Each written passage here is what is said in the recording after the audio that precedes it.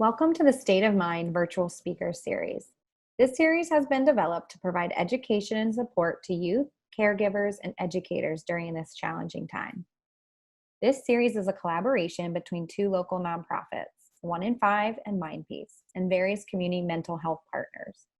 We're glad you're here to educate yourself and to learn how to keep your brain in a healthy state of mind. Hello, and thank you for joining me for the State of the Mind speaker series brought to you by 1 in 5 and MindPeace. My name is Anne Marie Kawadi Bogan, and I am the clinical supervisor at Companions on a Journey Grief Support. I'm also a school social worker. I'd like to talk to you today about grief and loss during the pandemic and everything that we have been through. It is hard to imagine that things will ever be the same again, especially when we're going back to school with masks on. You may have experienced some really strong emotions during this time. These emotions are probably related to all of the changes and losses in your life over the past 4 months. Some of the changes could have been your loss of your ability to be social. I know how hard it is to not see your friends, to spend time with friends and to spend time with your family members who don't live with you, and not being able to do that has been really difficult because they're your support system. Maybe you were missing like your favorite cousin or your favorite friend or your favorite grandparent or someone else. I know that you're missing your friends, and that since your friends are like your second family and maybe even your preference at some points, that has been really hard. Um, I know it's been hard for me. So let's talk about some of the areas that maybe you lost out on, or maybe that you're grieving. One of the things that happened for students is all of a sudden one day everything changed. You were going to online and you weren't going to be able to see your friends anymore or your teachers. You didn't have the structure in your day, the stability of I get up and I go to school and I spend time with friends and I learn things. That's really hard to not have that structure, to be housebound, where you couldn't go anywhere. Maybe you didn't even like who you had to live with in the house, or maybe you felt really isolated even though there were a lot of people in the house. I'm hoping that you just went outside at least, even if it was right around your house, just to get some fresh air. You may have really been lacking some motivation during that time, and that's really very normal. Um, and trying to find time to do your schoolwork, which sounds crazy because you had so much time, but just getting the energy to do your schoolwork may have been really difficult. You may have had some additional responsibilities if your parent or caregiver was working more. You may have had to help around the house or help with younger children. I know that that was stressful for you. You may have been really concerned about COVID and getting sick. Um, Early on, you may have even been worried about your family getting sick, especially if someone close to you had some kind of an illness before this started, or maybe your parent was a first responder and had to go into the hospital or out in the community where they were telling us not to spend any more time in there than we had to. You weren't able to connect with your friends. You weren't able to connect with your teachers. And teachers are really such a strong support in your life. They care about you. They provide guidance for you. They're interested in your ideas. And they help build you up. And they teach you more than just the subject matter that they're assigned to. They teach you about life. And not having those supports in your life can be really difficult. Maybe you had to work. Maybe you had to support the family while all of this was going on. That is a lot of pressure for someone to take on financial burdens of a family. You may have seen someone close to you get sick and really started to worry about them. You may have had someone who died through this, and I am so sorry for your loss.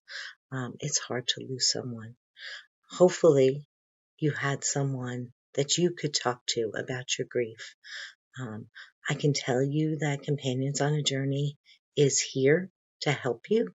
We are in 43 schools, and we do a lot of grief work in the schools with students from kindergarten until graduation.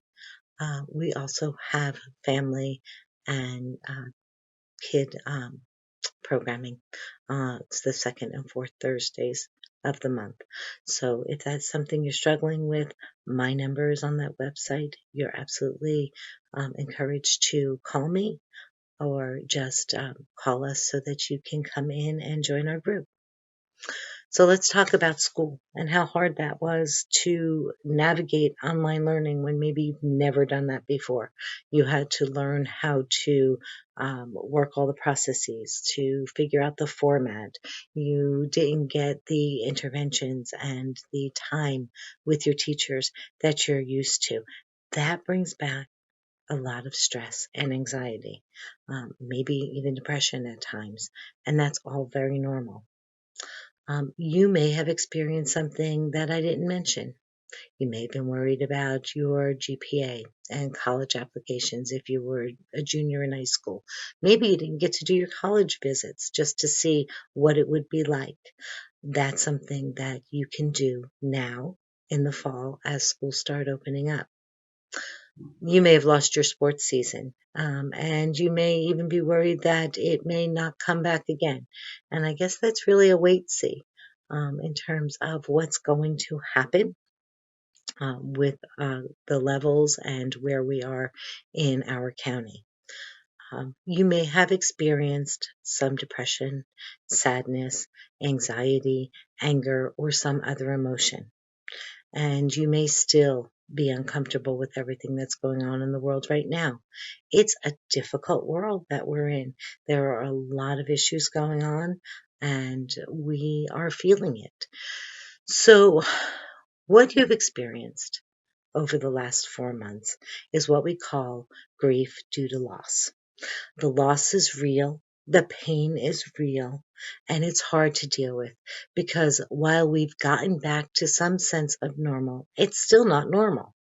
And it may never be the same again. Um, we have to go to school with masks on. There's plexiglass everywhere. We're not supposed to be touching each other. We're not supposed to sit too close together in restaurants. We're supposed to do outdoor dining. All of this is really hard when you are a teenager who wants to be so connected in the world. Know that grief comes in waves. Sometimes you may be feeling fine, and then all of a sudden you just get really sad. If that happens, know that it is really very normal for what most people are going through right now. But I want you to try something for me. I want you to take a breath. I want you to breathe in your feelings, and I want you to push it out.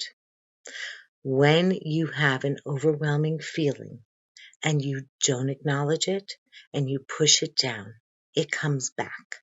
So what I want you to do is when you're having some of those overwhelming feelings, I want you to take a big deep breath in, and I want you to hold it for a minute, and I want you to feel that feeling, and then I want you to blow it out. They say that if you can do that, you acknowledge the feeling and then you're able to let it go, as opposed to having it build up and then releasing it, usually with anger. If you can do that, then you will allow yourself to move through this grief process a little easier. It is upsetting in our everyday life. You've lost a lot, but you've also learned a lot about yourself and your strengths. Feel proud that you were able to make it through the school year. And even though there were so many major changes, you accomplished it. So celebrate that success. What I can tell you is that while we will always remember the feelings, we can't go back in time and change the experiences. What we have lost during that time in terms of celebrations, in terms of events and experiences is gone. but we have a new normal to look forward to, and we have to build on that. This is our new normal right now, and you have gained some real strategies to navigate this world, probably more strategies than you realize. So take those skills that you have learned and use them. I'm sure that one of the concerns that you have is going back to school and possibly going back into lockdown. That is one of the unknowns we're also facing. So, in addressing this unknown, let's talk about what might be helpful to you now and in the future. One of the strategies that we deal with is breathing. And I will talk to you about that, but let's go through some of the things that you might be worried about right now. Think about the areas where you have gained some strengths, and the areas that maybe you weren't so successful in. I want you to think about what was in your control during lockdown. What is in your control now? So, were you able to eat what you wanted? Were you able to go to bed when you wanted and get up when you wanted? And I know that depression brings the struggles of not wanting to get out of bed. But it is so important that you get out of bed, that you put your feet on the ground, that you wash your face, and that you stretch and try to get through the day as best you can. I know it's hard, but that's your first step. Were you able to walk outside of your house to get some fresh air? It's really important that you get outside and get that fresh air. I know maybe you can't meet friends, but maybe taking your shoes off and putting your feet in the grass really is very grounding if you're having a hard time, if you're struggling with anxiety, depression, anger, stress. It's really a good way to help you feel connected to the earth. When did you do your schoolwork? Was it at 2 o'clock in the morning because you didn't get up till 4 or 5? You might want to think about how you want to schedule your day if we go back into lockdown. Were you able to connect with your friends? And did you feel like you had a sense of control? It's important that you identify these areas and acknowledge what worked for you and what was in your control. Because when we go into lockdown, we feel so out of control. We feel like our independence has been taken. We feel like we don't have a sense of belonging to the outside world. And it really brings on a lot of negative feelings for us.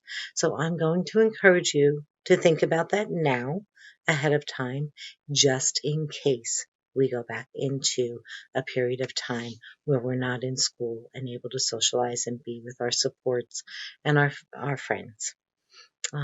Have you thought about what you might do different this time around? Maybe make a list of what you want to do. Let's talk about how to prepare yourself. First, I want you to try this breathing exercise with me. I want you to take a breath, to put your feet firmly on the ground, push your back against your seat, and I want you to take 4 breaths in, 1 breath in for 4 seconds. I then want you to hold it for 4 seconds, and I want you to release it for 4 seconds. This really helps with panic attacks when people start to have anxiety attacks or panic attacks. So I'd like to try it at least once. So let's try this. Ready? Take 1 breath, 4 counts in. 1, 2, 3, 4. Hold 2, 3, 4. Release 2, 3, 4. If you are having anxiety attacks, that is the breath that you want to use. When we have anxiety attacks, what happens is we start thinking about how we can't breathe. And that becomes very difficult for us to then get our breathing back into sync. So if you feel like you are starting to have an anxiety attack, find a wall and stand up against it, or sit down against it, and put your feet firmly on the ground while you're sitting or standing, and try taking these deep breaths.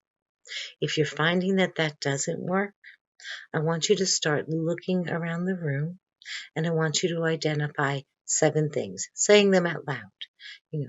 Cup, plate, picture, whatever. What that does is it takes your mind off of the experience of not being able to breathe, and it refocuses your attention on something else. Your body then will naturally go back into sync. I use this a lot with my students, and I find that it is really helpful. Something else that I'd like you to think about is connectedness and staying connected with the people that you care about, your friends, your family. So I want you to think about the different apps that you can use. Maybe you will want to use Duo or Instagram or Messenger or Snapchat or Google Hangouts or Twitter or some other account that you have that makes you feel connected to people. And while you're looking for apps, I want you to look for some anxiety reduction apps. So Headspace is a good one. Calm, Breathe with 2 E's, Breethe. And my personal favorite is mindfulness.org. I really like mindfulness.org because it gives me like 1 and 5 and 10-minute mindfulness practices, kind of a guided meditation to just kind of relax you. But if you can do that in 1 minute or 5 minutes and feel good for the rest of the day, I would encourage you to do that. I really want you to get everything in place in case we need to use it. I'm hoping we don't have to use it. I'm hoping that this is something we never have to do again, but we don't know. I want you to think about who the supports are in your home, in your community that you can reach out to. Who are the people in your family that you can talk to? Who are the friends that you can talk to? We have certain friends for certain things. So we have friends that we just laugh with. We have friends that we share our emotions with. We have friends who are like our confidants, like they know everything about us and they don't judge us. And those are the people that you want to put on your list. Okay. Do you have a plan for what happens if we go back to online schooling? Do you have a plan about what you're going to do with your day? How you're going to set up your day? Did your plan the last time work for you? Were you able to get everything done without being stressed out? So think about your plan for online work and who your supports are to help you with your schoolwork. Maybe there's someone who's really good in English or someone else who's really good in math, or maybe you can connect with a teacher more frequently. You really need to think about using those opportunities that teachers give you to meet virtually. The other thing I want you to think about is, do you have an activity or a project that you didn't get to? Maybe making a TikTok, maybe, redecorating your room or some other kind of project that you want to do. Think about that. Kind of put it on your bucket list of things that you can do. And then have that as something to keep your mind occupied. It's really hard to just sit there and watch TV all day or be on the internet all day. It's important that you have some kind of other activity to do to help your mind continue to be stimulated. Identify what your coping skills are, what works and what doesn't work for you. And if you're struggling, ask someone that you trust, what kinds of skills do you think I have? Where do you think my downfalls are? And what do you think we can do so that I can have good coping strategies? I know that it's going to be okay. I know that this is really hard. This whole concept of the world we're living in right now, the masks we have to wear, not being connected to people as we have been. It's okay to cry. You need to get it out. Crying releases endorphins, which help our brain the same way that exercise or having fun helps our brain. It releases that happy feeling and allows us to move through emotions. If you find yourself being overwhelmed, reach out to your school counselors, social workers, or a trusted adult, someone in your family who you can trust. They want to hear from you and they want to help you. But sometimes they don't know when you need help. So please reach out. Remember that you are amazing and that you are unique and that we're all trying to find meaning in this. The adults in your life can help you if you are struggling. So give them a chance. And remember that we'll get through this as we make history. I thank you for your time and I wish you the best of luck in this new school year. A special thank you to our State of Mind speakers and to you for joining us. More videos and educational resources can be found at 1 in 5's website. If you feel like you or your child is in need of professional support, therapists are available. Please refer to Mindpeace's school-based or community resource page. For a mental health crisis or emergencies, patients and families are encouraged to contact their current mental health provider first. This allows the mental health provider who knows your child best to provide support and direction. If your child does not have a mental health provider and they are experiencing a non-life-threatening mental health crisis, you are encouraged to contact the Psychiatric Intake Response Center at Cincinnati Children's Hospital Medical Center. 513-636-4124. Call 911 or go to the emergency department if you are experiencing a medical emergency, a life-threatening mental health crisis, or are directed to go there by a medical provider. This will help limit the spread of COVID-19 in our community and allow our emergency departments to care for patients with the most critical needs first.